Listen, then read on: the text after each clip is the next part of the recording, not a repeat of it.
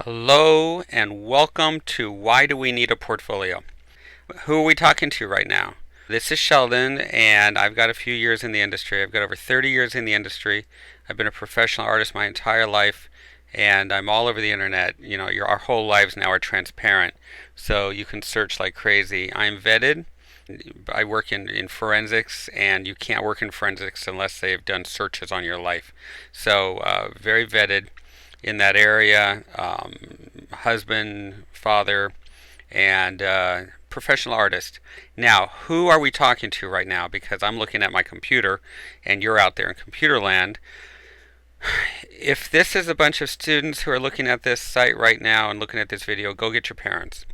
Parents, if you happen to find us and you're looking at this because you're searching on how to build a portfolio for your students, go get the kids, okay? Because we're going to be talking to the two of you. When we start working, it's mostly the kids. We actually cater to the kids at our school. We're at Sheldon's Art Academy, and it's a place that caters to the kids. We're focusing right now primarily on high school students in this video that are looking to go into college. Now, the colleges are looking for specific things, you guys. They're vetted, and I keep using that word vetted fundamentals.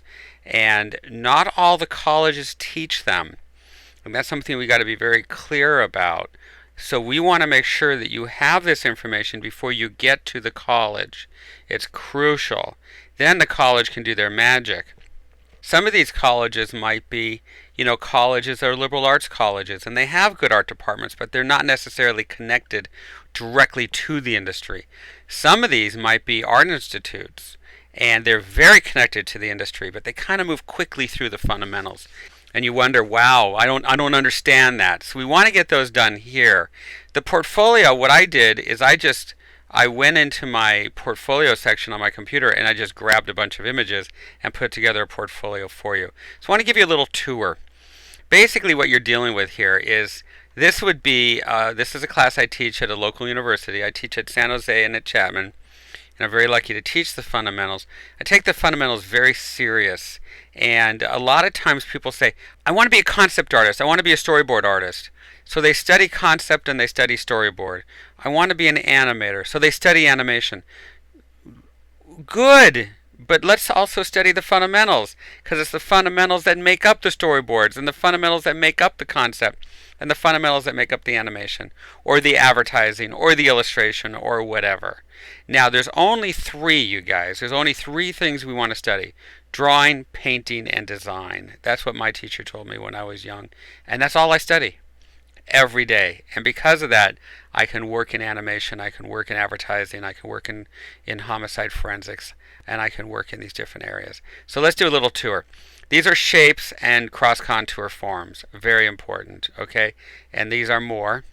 And you'll see it kind of looks like a wire. For you kids out there that are playing with the computer programs like Maya and 3ds Max, looks familiar, right?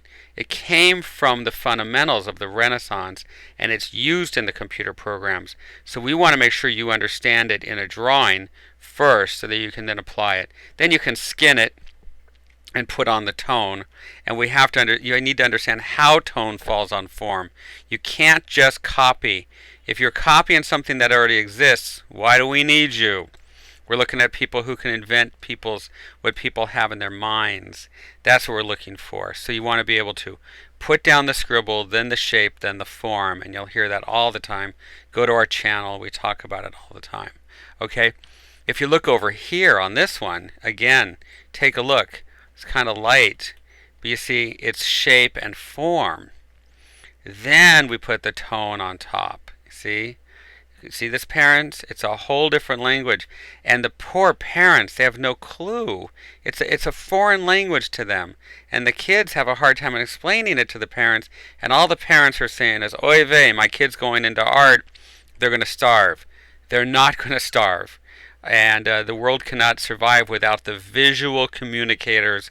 We get the work on the paper, we get it on the screen, so that then they can make the products, they can invent the new technologies, the new surgeries, the new pharmaceuticals, the new green energy, all has to start with us, and that's our school. So right away, you notice it's very different than a lot of the art schools, which is just throwing paint on canvas. Is there a place for that? Yes, of course. It's art, but that's not our school. We're a foundation school that focuses. I want my kids to have medical. I want them to have careers and jobs, and I like it when they bring by their families after they've gotten into their careers. I take a lot of pride in it. So take a look. You see that? Isn't that wild? Look, there's your drawing, and there's your form, and it's something you have to be able to invent. Then here's, putting together still life. We do a lot of still lifes because the still lifes focus a lot on your fundamentals. Okay, so now let's take a little tour. So it's basically drawing, painting, design. What are we drawing? We're doing still lifes. We're also doing perspective. You see, take a look at this one. So you will learn perspective before you get to college. Then when you get there, then the teachers can take you to the next levels and work with it. So we want our students to have the edge.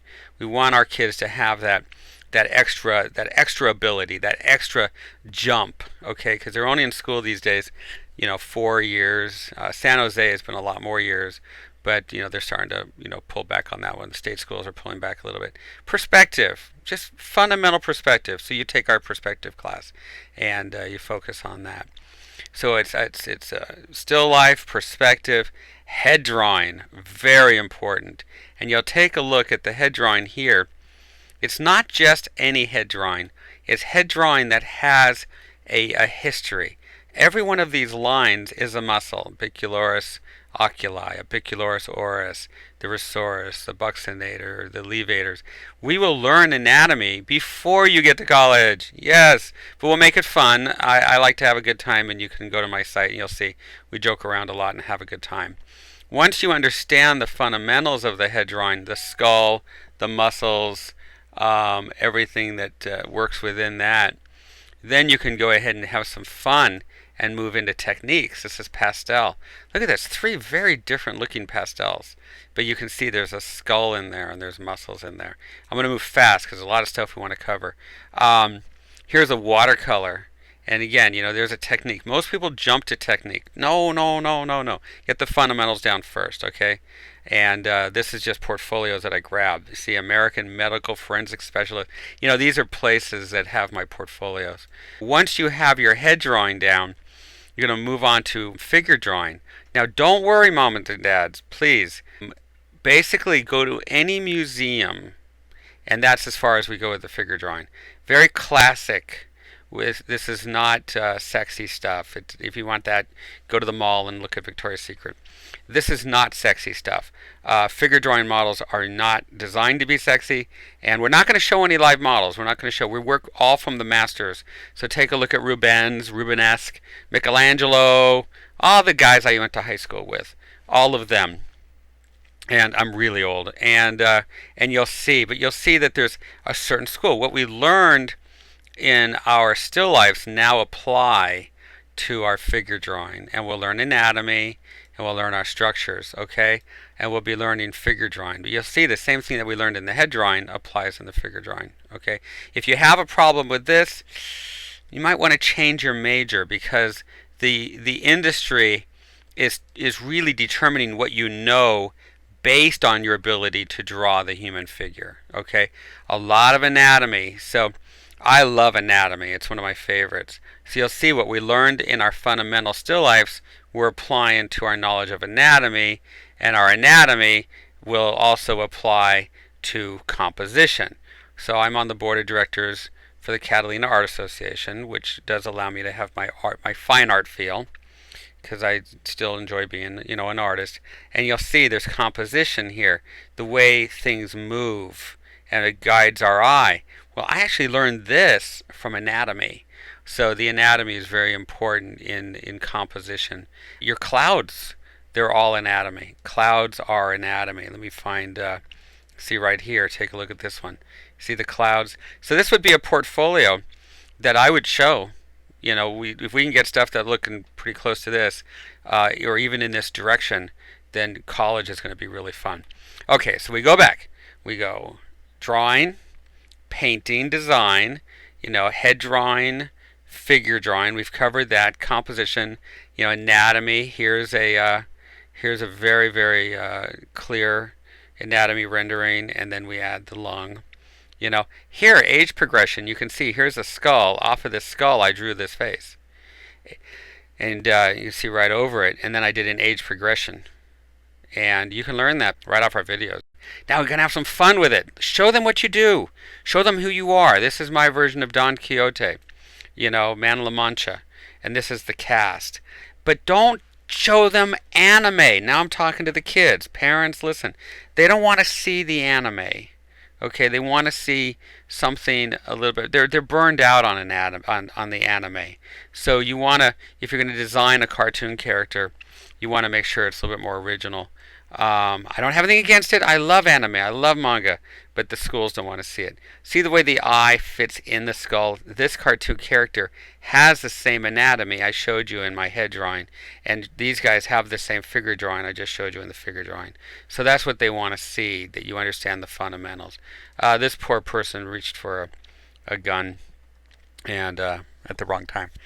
So this is a trajectory of the bullet, and this is my knowledge of anatomy. You see, and here's something where it's used in a very scientific way, parents.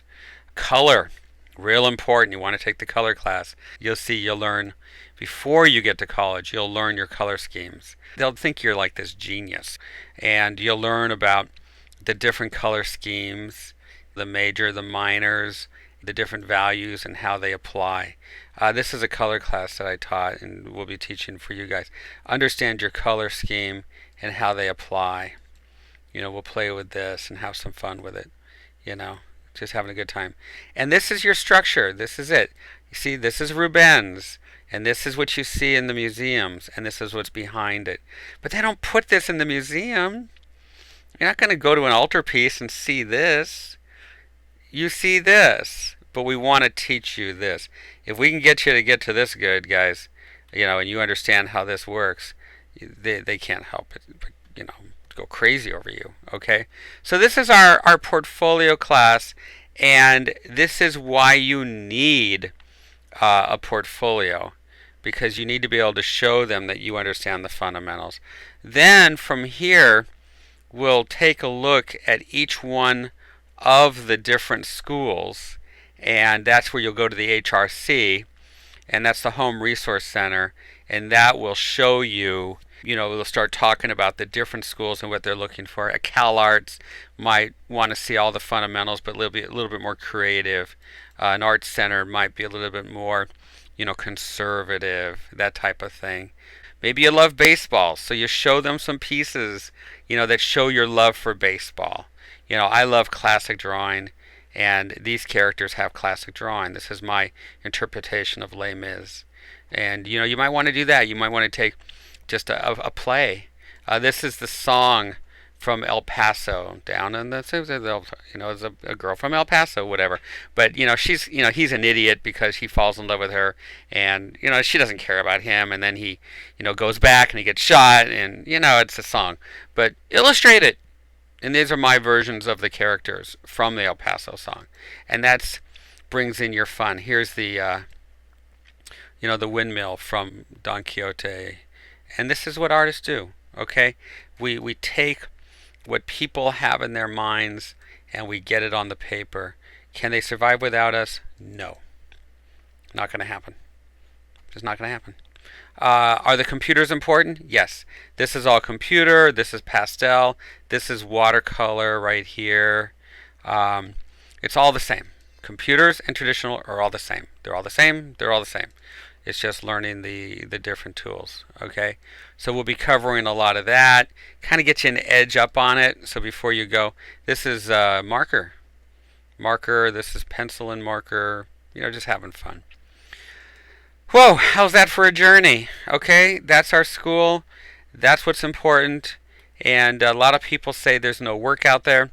A lot of people say there's no work for the artist. That's correct. There's no work for the untrained artist.